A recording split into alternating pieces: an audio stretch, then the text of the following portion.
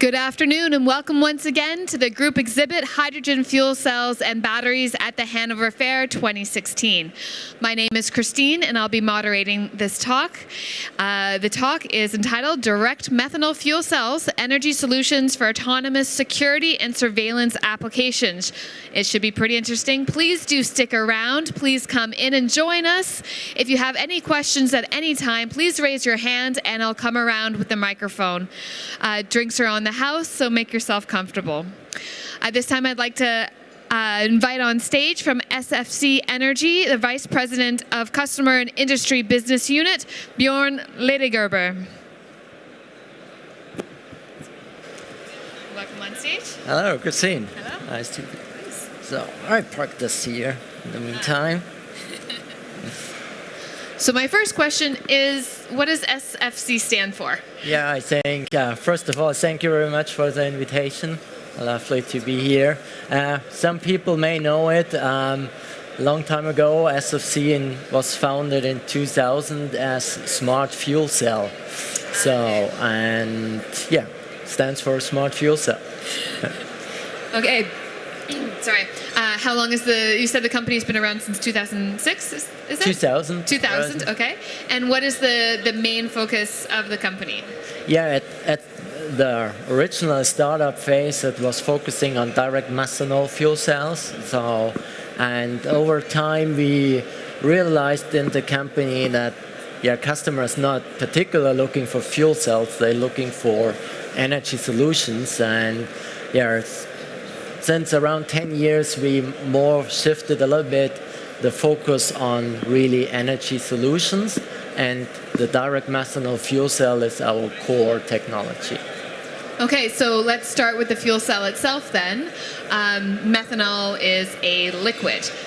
What advantages does that have, and what different applications does that have to, say, a PEM or solid oxide fuel cell? Well, the main advantage of the methanol, it's easy to store, transport, and handle for our customers and for every person. So it's a liquid, so easy to carry in a tank and a canister. We may all know from windshield washer fluid. So it's easy to handle, and that makes life easier for our clients and users. Okay, and then coming to the systems, so you have many different applications. Today we're talking mostly about surveillance, which is a little scary, but okay, fair. Let's get first an overview of what types of products you have on offer, what types of systems you have on offer. So SFC basically is focusing on 3 vertical markets. So it's consumer market with applications for leisure boats, RVs, motorhomes, so the lifetime. Industry part, where we provide energy instead of a noisy generator. And then the second segment is, we call it industrial or professional users. As you mentioned, it's surveillance, application security, but it's also measurement systems in water, wastewater treatment plants on level reservoirs. It's traffic application. We all know LED signs now on the road weather stations. So it's a broad band of different applications. And the third segment, it's more on the defense world. It's militarized application, which is more or less similar to industrial, but the devices are a little bit more robust, and the color is usually desert or dark green. Okay. So you have many different applications and many different customers then. So most of your systems are more custom developed for a particular customer. Can you walk me through what that process looks like when a customer comes to you? So if a customer comes to us, it's usually we ask them what about his application. So how much power he needs, what autonomy time he require. Are there already existing solutions like solar, wind, generator, and going through really his requests, his specification, and then basically we more or less go to our toolbox and looking, are any fuel cell systems in our portfolio already being a right solution, or do we need to customize the systems? What does the design cycle timeline typically look like in a range? Oh, it's I would say in our typical industrial application, we talk about few weeks of a design phase if we really can use our core system, and then we select the housing, select batteries, select solar panels made to adjust. And if it's really a custom development from scratch, then of course we talk more about 6 months, 12 months development. But that's not the typical client, I would say. Okay, and when you come to surveillance and security applications, who are your clients? There it's usually, I would say, a couple of weeks of putting the system together. It's more the question, does the customer require a portable system, or it's stationary fixed installed? Does he need a mobile system on a trailer? So it's more the box around the fuel cell who takes a little bit more time, but not the fuel cell. And speaking of boxes, you have one with us. So yeah, that's one of our smallest system. It's our portable fuel cell for special forces. It's 2 kilograms, 25 watt. Sounds really small. People think about a light bulb, but it's the energy which we provide to keep batteries charged for special forces and police and military. And it's made for the consumer a little bit outlook and a vision, but it's close. So you would throw this in a backpack, or? Yes. So. Okay. All right. And what is it replacing? It's so our setup of this fuel cell, and here I just put this out. That's 250 milliliters of methanol, and basically the system. Don't drink it. And 3 of these bottles are a weight of 2.5 kilograms and replacing around 12 kilograms of batteries. So. Okay, so that's a big difference. So when you're talking about a soldier, that's a big difference for what they're carrying, depending how far they're going anyway. Yeah, and not also soldiers, also in our industrial market. So methanol has a really high energy density. It's approximately 10 times higher than lithium batteries. And if we talk about lead batteries, even 20 times. Now that's the big advantage of fuel cell and methanol technology for all our clients. Okay, so it's portable, it's flexible. How long can someone carry it around before it needs service? So our systems are in service, or until they need service, it's usually just the refueling of the system, and that depends on how much fuel he puts on our system. So you may have seen our small surveillance application with this small trailer package. There are 2 methanol tanks with 28 liters, though they refueling once a month. So you can just leave this remote surveillance. Right. So it's a pole with a camera, some lights maybe. Some lights, yeah. And there are solar panels on it as well. Is that correct? No, it's just application, but it's in a lot of application. We put solar panels on it too, because this saves fuel. And the sun provides energy, but the fuel cell is a reliable part for winter, for nice weather like today. Sure. It's solar panels, unfortunately, will not be working very well today. But you also have batteries included in that system. What role does that play? So the battery and fuel cell combination is a really good fit. Batteries are good for short-term energy provide, and also for peaks, and the fuel cell is more the long-time energy supply. So basically with this combination we have the batteries for peaks, like a radio or transmitting function of signals and datas, and for the long-time run the fuel cell keeps the batteries alive. Okay, so you have a battery, maybe charged with solar, maybe charged with fuel cell to extend the lifetime. You've got your camera or whatever else you want to put on there, and then you design the complete package for the customer.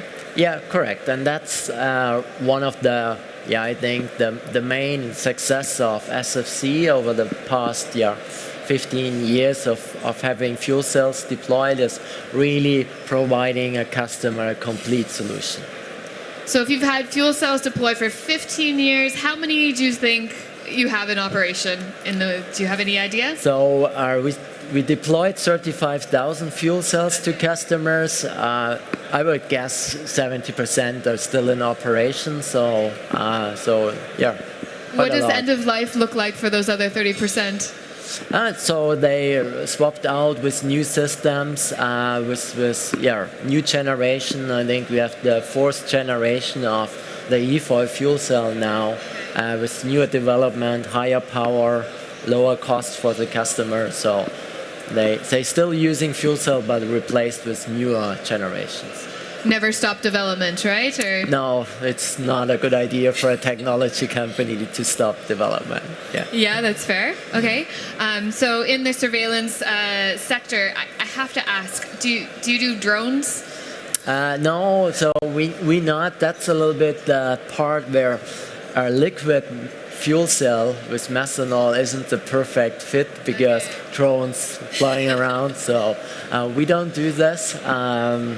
But some of the hydrogen and gas fuel cells are more in this market area. Interesting and scary. So how small can you make these systems?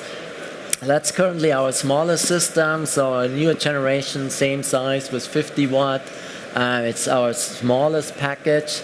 But for a lot of our customers, size, it's more related to the amount of fuel and autonomy time to the complete package. So the size of the fuel cell is quite often not the critical part, it's more the fuel supply. I see. Okay. So what other remote applications are there other than like a camera or someone carrying it? Would you put it in a car, for example? We some years back we had some development programs in cars and with some car manufacturers. It's definitely something for the future, I would say, to use fuel cells. But I think to come across to fuel cell, it's made the first step, the hybrid cars and the electric cars. But you have products made for cars, not running the car, but to take with you in cars as well. Is that correct? Yeah, or? So what we're doing is onboard power. So APUs basically to provide power for mobile offices, for special purpose vehicle like ambulance, police cars, and then so to avoid idling. So for example, in a lot of countries, there are anti-idling laws to not running the 3-liter engine to have a little bit of electric power. And there we reduce the emission by running a small compact fuel cell. But you do still have emission, you do still emit CO2, is that correct? Yeah, a little bit we emit out of the methanol part, but compared to that gasoline generated, it's fairly low. Can you quantify that? Yes, not out of my head, but of course we could do the calculation. For example, in the oil and gas industry, they're using gas generators, and there it's almost 50 times lower emissions compared to our fuel cell hybrid system. So. That's nicer to sit in a car with anyway. Yeah. It smells a bit better. So it also, there's some other advantages. It's in terms of surveillance applications. If you have a camera for remote monitoring or something, you don't want it to be detectable. So how does the fuel cell avoid that? So first, the fuel cell is a silent system, so we don't have mechanical parts like in a combustion engine, so it's not noisy. So that's nice for application downtown. So you don't disturb the people around who live there. And the second part is, of course, if it's covered observations like from the police or from the defense part, it's the thermal signature is low. And it's like body temperature, so that makes their life easier. So they might see a really small object and think it's a tiny animal or, For example, or something. yeah. Okay. Something. Okay. They won't see a high power object. Okay. Very sneaky. Yeah. I'd like to open up the floor to questions at this time, if there are any. Okay. Yep. Sorry, can we have an idea of the price of a solution like this? And how are you dependent on the methanol market? Because methanol markets are not the same in every country. Question first, though, our typical surveillance solution, what we provide, I would say it starts at around 8,000 euros and goes up to maybe 20,000 euros, depending on the configuration. And the methanol part, what our strength is in SFC is that we also supply the methanol to our clients. So we set up the infrastructure and the logistic to the customer that they have access to methanol, because as you mentioned, in some countries methanol is restricted to purchase. You need some license, and to come across this hurdle, we also providing the fuel to our clients. Any other follow-up questions from the audience? If not, I have one more quick one regarding the methanol. So it's possible to get greenish methanol. Yes. Do you have any research along those lines, or are you thinking of using any such sources? Yeah, it's something on our roadmap too, of course, not using the methanol from natural gas or fossil fuels. It's some programs running already where we qualified or investigated to use biomethanol or based out of waste fuel. So it's definitely something for the near future to qualify and swap to green methanol. There's always more that can be done, it seems. Yeah. Yeah. So. Okay, well, that's all the time that we have, unfortunately. Thank you very much for joining me for this very interesting talk. Please do visit over at B71, just over here. You can see their surveillance unit, their portable surveillance unit. It's very interesting. I suggest you go take a look. Thank you very much for joining us. Thank you very much, Maxine.